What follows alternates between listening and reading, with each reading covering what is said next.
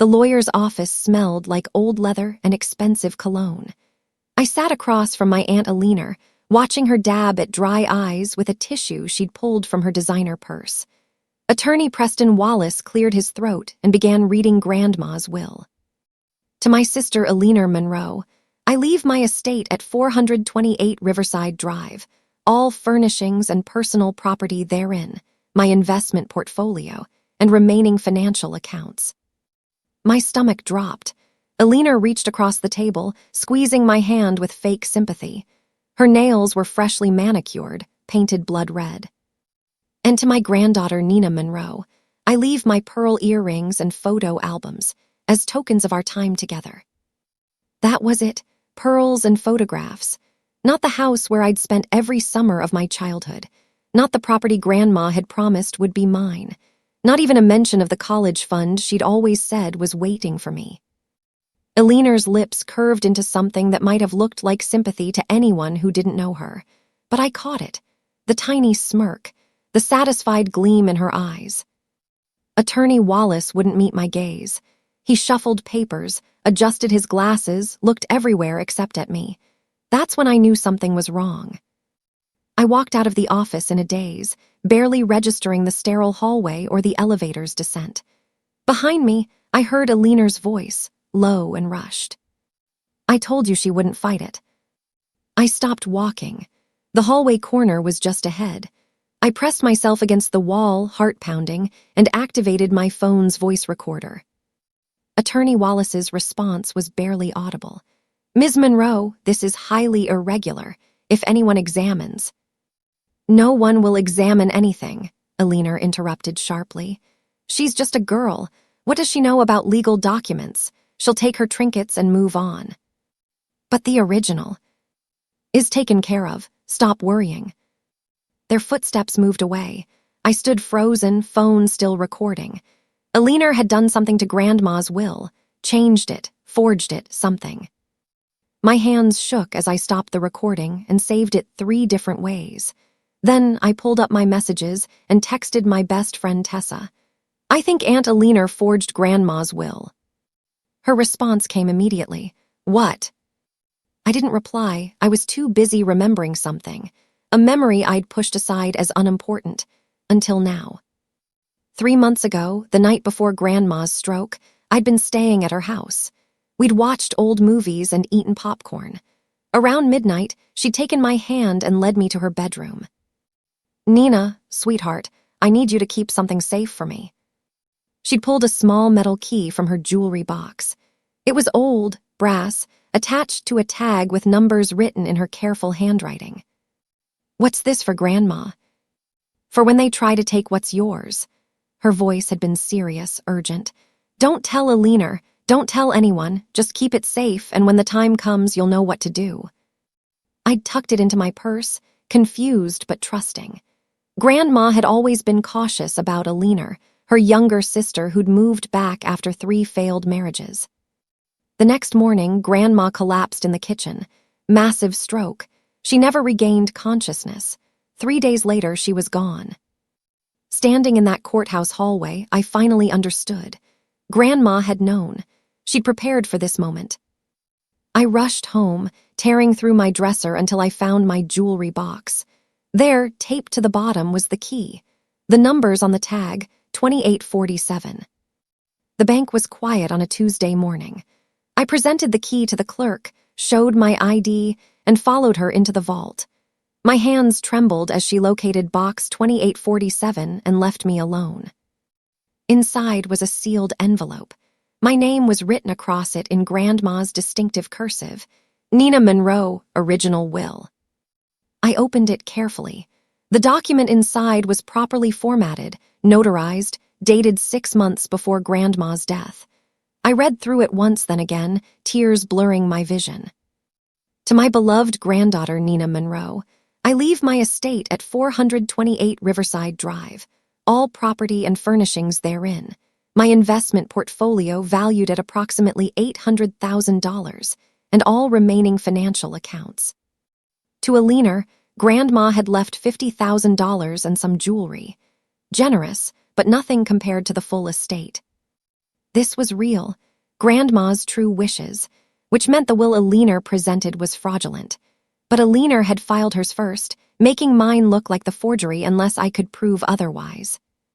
I photographed every page and carefully placed the original back in the envelope. This was my proof, my weapon, my nuclear option. I scheduled a meeting with Attorney Wallace under the pretense of discussing estate details. He seemed nervous when I arrived, adjusting his tie repeatedly. "Ms. Monroe, what can I help you with today?" I slid a copy of the real will across his desk. "I found this in Grandma's safe deposit box. Want to explain why it's different from what you read?" The color drained from his face. He opened it with shaking hands. "Where did you get this?" "Grandma gave me the key before she died, said to keep it safe." He set the paper down carefully. "Ms. Monroe, I can only work with documents provided by the estate executor, your Aunt Alina." "My Aunt Alina did what? Brought you a fake will?" "I would never," he stopped. "This is a serious accusation." "Yes, it is." Wallace leaned back, studying me coldly. "You don't want to start this war, Nina. Your aunt has significant resources, connections in this town. Fighting her would be expensive and futile. Take what you've been given and move on." His words confirmed everything. He was involved, complicit. "Thank you for your time, Mr. Wallace." I left knowing I'd just declared war. Alina called 2 days later, voice dripping with false warmth. "Nina, darling, this whole situation has been stressful. Why don't you come over for dinner? We should talk. Family." Every instinct screamed trap, but I agreed. I needed to know her plans. Her house was modern, expensive, cold. She'd poured wine before I sat down, talking about Grandma with rehearsed grief. "I've been thinking about the estate," Alina said. "The house is quite large for one person. I'm considering selling it." I kept my face neutral. Selling Grandma's house. "The market is good right now. We could get nearly $2 million. Better than letting it sit empty." She watched me carefully. I forced myself to look thoughtful. "That makes sense. What about Grandma's things?" "I'll keep a few pieces. The rest can be donated." She leaned forward. "Between you and me, let's not involve the lawyers too much. They charge ridiculous fees. We can move forward quietly, keep it in the family." I nodded, phone recording everything. Quietly sounds good. That night, I examined Alina's will under my desk lamp. Comparing it to photographs of Grandma's real signature from old cards I'd kept. The differences were subtle but present. In the forged will, Grandma's signature tilted slightly upward. Her real signature always remained level. The loop on the M was also wrong, too circular instead of oval. I found a forensic document examiner online, Dr. Philip Chen. His reviews were excellent. I emailed him copies of both wills, along with samples of Grandma's verified signatures.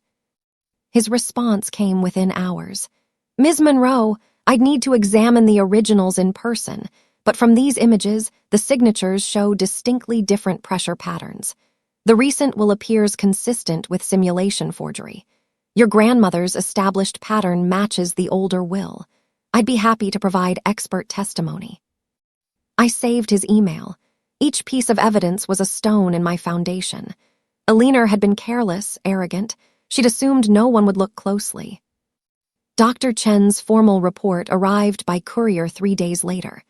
I read through the technical analysis, the detailed comparisons, the professional conclusion. The signature on the will dated March 15th shows authentic biomechanical characteristics. The signature on the March 20th will exhibit simulation artifacts including hesitation marks, unnatural pen lifts, and inconsistent pressure. In my professional opinion, the March 20th signature is a traced forgery. I felt sick, not from anger, though that was there, from grief. Alina had violated Grandma's memory so completely, had twisted her final wishes all for money. Grandma had raised me after my mom died when I was 8. She'd been my parent, my friend, my world. And Alina, who'd barely visited except when needing money, had stolen everything Grandma wanted me to have. Attorney Wallace had notarized the fake will. He'd looked at that forged signature and put his official seal on it, making fraud look legitimate. I made copies of Dr. Chen's report, stored them securely, and made a decision. I wouldn't just expose them. I'd make them expose themselves first. Guilty people panic when they think they're being watched. I created a new email address, truthseeker2847@protonmail.com. The number was Grandma's safe deposit box. Then I composed a message to Attorney Wallace. We know the signature on Alina Monroe's will is forged. Withdraw the fraudulent document before this becomes public or face criminal charges. You have 1 week. I sent it at 2 a.m. using a VPN. Then I waited. Alina called me the next morning, voice shrill with panic. Nina, have you talked to anyone about the will? I kept my voice confused. No, why? Someone's threatening my lawyer. Sent an email saying the will is fake. Did you tell someone we were having issues? Aunt Alina, I haven't told anyone. Who would I tell? I don't know, but this is serious. If someone starts digging, it could delay everything, tie up the property for years. Good, I thought. That sounds terrible, I said aloud. What will you do? Wallace is looking into it. He thinks it's just a scammer. But Nina, if anyone asks questions, don't answer. Refer them to the lawyer. Of course. I hung up and smiled. Phase 1 complete. I played innocent for 2 days while secretly consulting my own attorney. Tessa had recommended her, a sharp woman named Marissa Torres who specialized in estate litigation. Marissa's office was small, cluttered with files, but her eyes were intelligent and focused. I laid out everything. The 2 wills, the forged signature, the recorded conversations, Dr. Chen's analysis. She read through the documents carefully, occasionally making notes. When she finished, she looked up seriously. This isn't just civil fraud, Nina. This is criminal. Forgery, wire fraud, possibly conspiracy. Your aunt could face prison time. I don't want revenge. I want the truth. The truth has consequences. Are you prepared for what this will do to your family? I thought about Alina's fake tears, her smirk, her plan to sell Grandma's house. My family is already destroyed. Marissa nodded slowly. Then let's build an airtight case. We'll need the original authenticated by multiple experts. We'll need testimony from anyone who witnessed your grandmother's intentions, and we'll need to prove Wallace's complicity. How long? Months, maybe longer, but with your evidence, we'll win. We spent 3 hours planning strategy. Every step calculated, every piece documented. The anonymous leak happened 1 week later. An envelope containing copies of both wills appeared on a local reporter's desk. The story ran 2 days later. Dispute over Monroe estate raises questions about will's authenticity. It was carefully worded, but the implications were clear. Someone believed fraud had occurred. Alina's response was immediate. She showed up at my apartment at 7 a.m., pounding on the door. You just destroyed this family, she screamed when I opened it. How could you go to the press? I kept my voice calm. I didn't talk to any reporter, Alina. Liar, no one else knew about the second will. And you, and your lawyer, and whoever you paid to forge it. Her face went white, then red. You have no proof. I pulled out my phone. No, Aunt Alina, you did this. You forged Grandma's signature and tried to steal everything. The press just found out what you already knew. You're a fraud. I closed the door in her face. Behind it, I heard her screaming threats, but I didn't care. The mask was off. My phone exploded with calls over the next week. Cousins I barely knew, distant relatives, everyone suddenly had opinions about Grandma's will. Uncle Frank called, demanding certain antiques. Cousin Bethany texted asking if Grandma had left her money. A second cousin whose name I couldn't remember left voicemails about a supposed loan. Everyone wanted a piece, everyone had a story, and everyone took sides. Some sided with Alina, believing I was greedy. Others, who'd known Grandma better, questioned why she'd leave her house to Alina instead of me. The family split, old grievances rising like oil on water. Through it all, I stayed quiet. Didn't argue, didn't defend, didn't explain. Marissa had been clear. Let them talk. Let Alina dig her own grave. Then Tessa called. Nina, Alina's trying to sell the house. She's already contacted real estate agents. My stomach dropped. She can't. The estate hasn't been settled. She's claiming executor's privilege. I called Marissa immediately. Alina's trying to sell the house. Not for long. The legal injunction was filed that afternoon and approved within 3 hours. All estate assets were frozen. No property could be sold, no accounts accessed, nothing moved. Alina found out at 4 p.m. She showed up at my driveway at 4:30, her sedan screeching to a stop. You're ruining everything, she screamed. That house is mine, the will says it's mine. The will is fake. Alina, and you know it. You can't prove that. I stood my ground. I have Grandma's original will. I have expert analysis proving your signature is forged. I have recordings of you and Wallace discussing the fraud. I have everything, Alina. You ungrateful little. She stopped, breathing hard. Your grandmother raised you, and this is how you repay her. I'm protecting her memory. You're the one who violated it. Alina's expression shifted to cold calculation. You think you've won? You haven't seen what I've got planned. I'll bury you. I'll tie this up in court for years. Go ahead. I'm not going anywhere.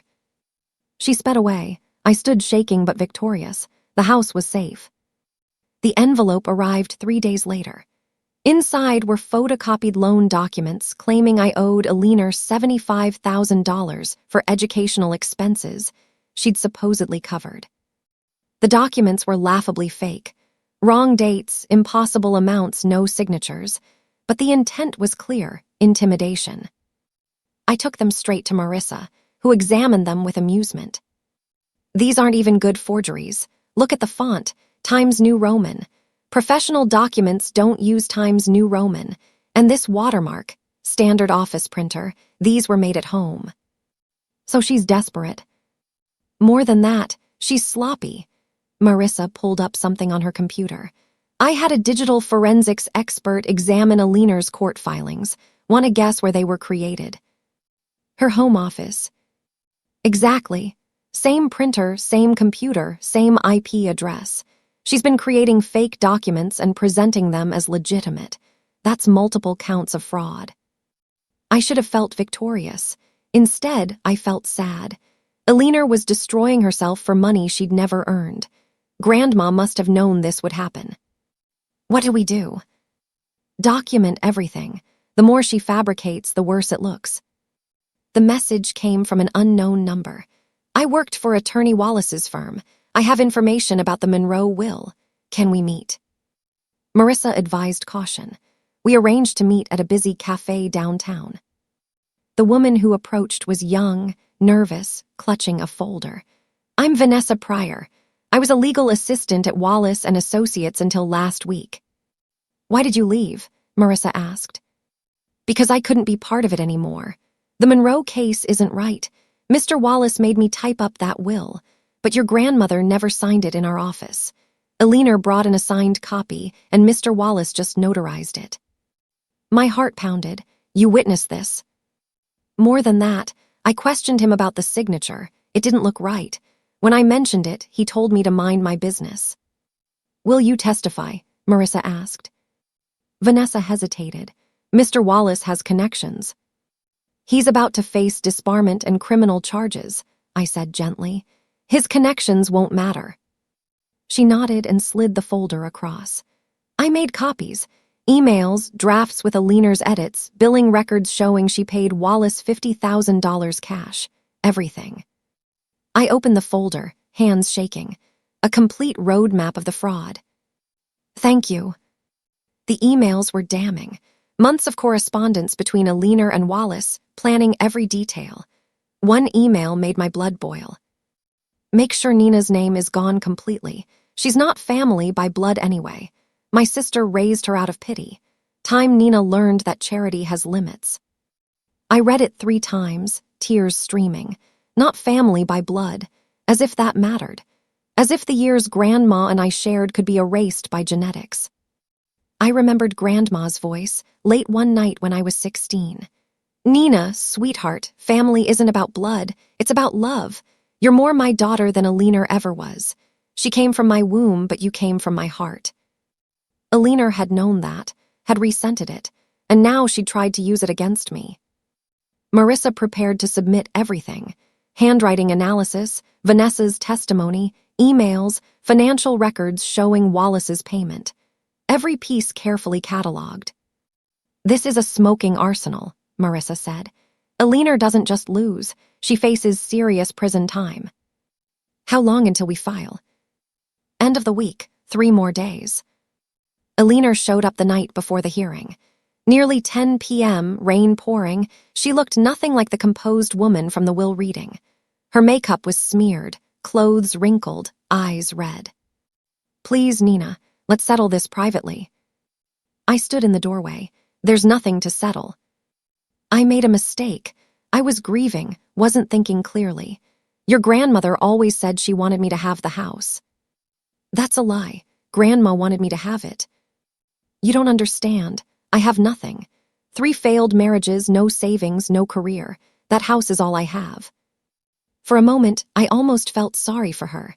Then I remembered her smirk, her plan to sell everything, her cruel words about me not being real family. "You should have thought about that before you committed fraud.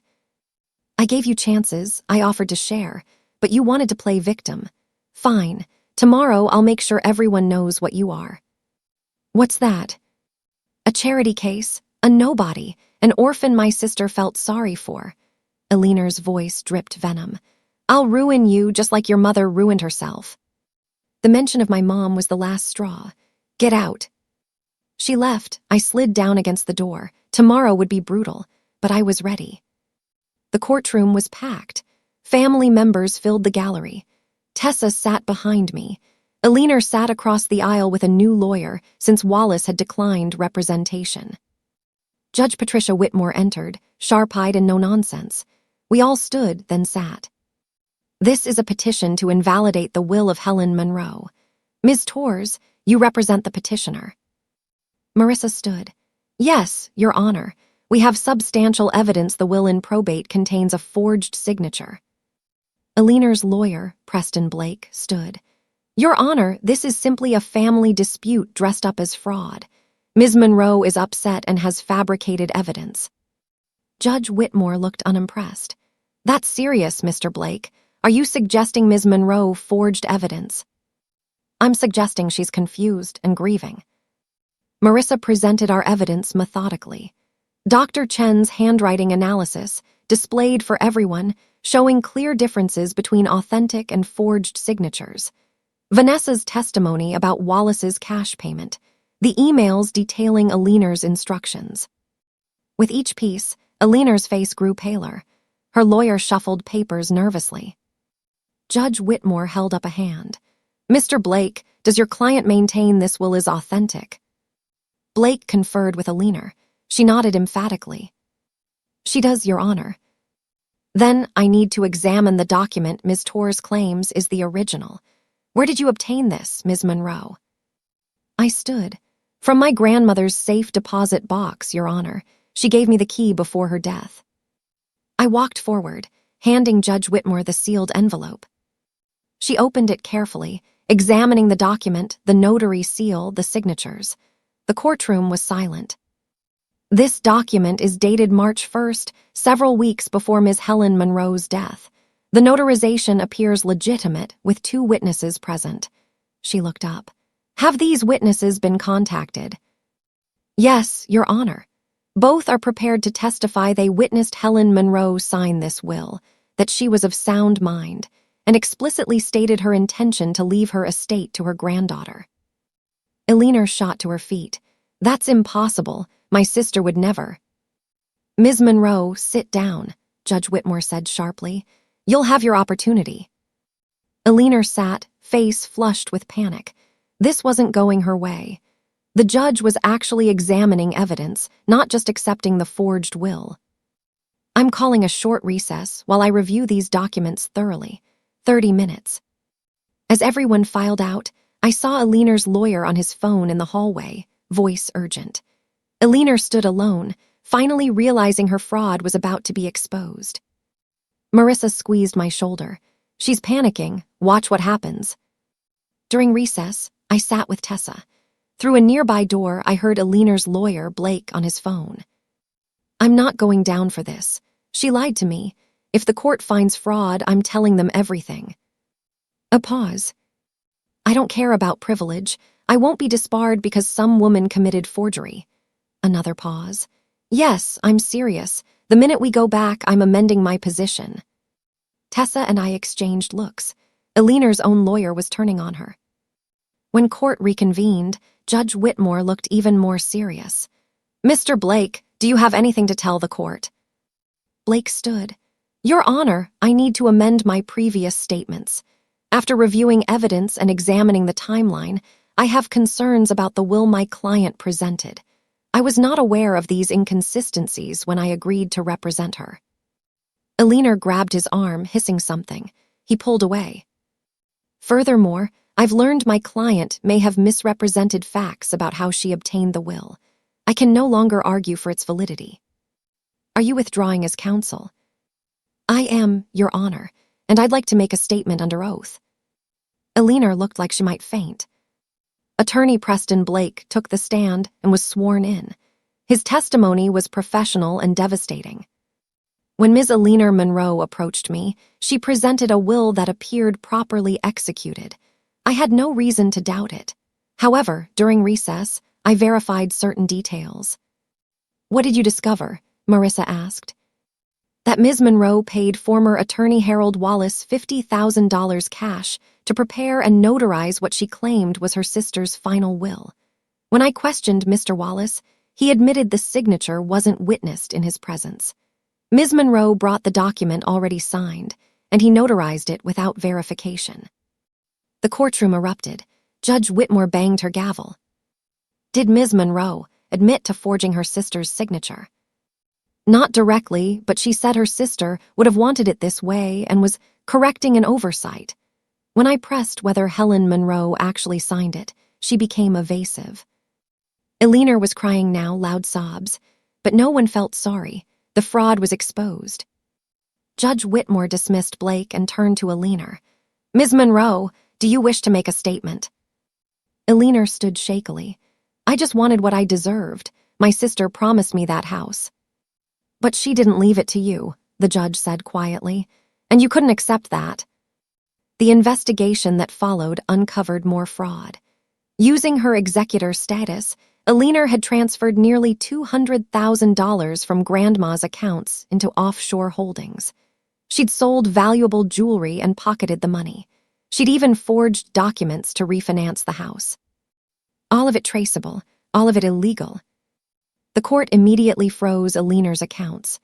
Her assets, including her car and house, were seized as collateral for restitution. I watched this woman I'd called aunt being systematically stripped of everything she'd stolen. Part of me felt vindicated, part just felt sad. Grandma had loved Alina despite her flaws, had given her chances, helped her through divorces, never stopped hoping she'd change. Alina had repaid that love with betrayal. As the judge detailed criminal referrals, Alina looked at me. Her eyes were red, face streaked with mascara. You planned this. You set me up. I met her gaze. No, Aunt Alina. Grandma did. She knew what you'd try. That's why she gave me that key. She protected me because she knew I couldn't protect myself. The truth hit Alina like a physical blow. Her own sister had predicted her betrayal so accurately that she'd prepared defenses from beyond the grave. Judge Whitmore's final ruling came 2 weeks later. The courtroom was less crowded, just immediate family and lawyers. Alina sat with her public defender. After reviewing all evidence, this court finds the will dated March 1st is the authentic last testament of Helen Monroe. The will dated March 20th is void due to fraudulent execution. Alina's head dropped. All assets are to be distributed according to the March 1st will. The property at 428 Riverside Drive, all furnishings, portfolios, and accounts are awarded to Nina Monroe. Marissa squeezed my hand. We'd won. Furthermore, this court has referred this to the district attorney. Ms. Alina Monroe, you face criminal charges including fraud, forgery, theft, and embezzlement. Given the severity and premeditation, bail is set at $100,000. Alina stood, her lawyer whispering urgently. She shook her head, crying. She didn't have $100,000. Everything was frozen. As the bailiff approached, Alina looked back at me. You'll regret this, making me pay for what I deserve. I held her gaze calmly. I already don't. She was led away. I stood feeling like I could finally breathe. It was over. Grandma's wishes were honored. 3 weeks later, I stood at 428 Riverside Drive, key in hand. The house smelled exactly as I remembered. Lavender, old books, lemon oil on wood. Sunlight streamed through lace curtains, casting familiar patterns. I walked through slowly, touching furniture, picture frames, the piano where Grandma taught me to play. Everything was as she'd left it. Alina hadn't had time to sell anything. This house, these memories, had been preserved. I spent hours just existing in the space, crying and laughing and remembering. In Grandma's bedroom, her reading glasses still marked her place in a mystery novel. In the kitchen, her recipe box sat on the counter. I pulled out her chocolate chip cookie recipe, the one she'd made every Sunday. Then I went to her study. Her desk was organized, everything in place. I sat in her chair, and that's when I noticed it. A small envelope, taped under the desk drawer. My name in Grandma's handwriting. My hands shook opening the envelope. Inside was a letter dated 2 days before Grandma's stroke. My dearest Nina, if you're reading this, you fought and won. I'm so proud. I knew Alina would try to take everything. I've known for years what she's capable of when it comes to money. But I also knew you were strong enough to fight back. This house is every summer we spent baking, every book we read, every secret we shared. It's where you became who you are. I couldn't let Alina sell it for cash. The key wasn't just to a box. It was to protecting everything we built. You did exactly what I hoped, trusted yourself, gathered evidence, and fought for truth. Alina will never understand that family isn't blood or money. It's love, loyalty, and memories. You, my darling, are the truest family I ever had. Use this house well. Fill it with love. And when people ask how you survived, tell them your grandmother gave you tools, but you wielded them yourself. I love you more than words can express. You were, and always will be, the daughter of my heart. All my love, Grandma. I folded the letter carefully, tears streaming. She'd known. She'd prepared for everything, and she'd trusted me. Over the next months, I restored the house carefully, repainted in colors Grandma would love, replaced worn carpets but kept her furniture, her photos, her presents.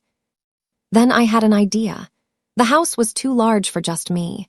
I converted the sunroom into a community reading center filled with books and comfortable chairs. A place where neighborhood kids could read, where book clubs could meet, where stories could be shared. I named it Helen's Corner. Above the door, I hung a plaque. Family isn't who inherits your blood, it's who honors your love. Opening day, people came. Old friends of Grandma's, young families, teenagers.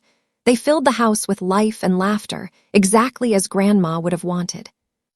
That evening, after everyone left, I sat on the porch swing where Grandma and I had spent countless summer evenings. The sun was setting, painting the sky orange and pink. Alina was serving 2 years in minimum security, with 3 years probation after. We hadn't spoken since sentencing. I'd heard through family that she'd accepted responsibility, though I suspected it was about reducing her sentence. It didn't matter. She'd lost because she'd betrayed herself. She'd chosen greed over love, money over memory, and lost everything that mattered.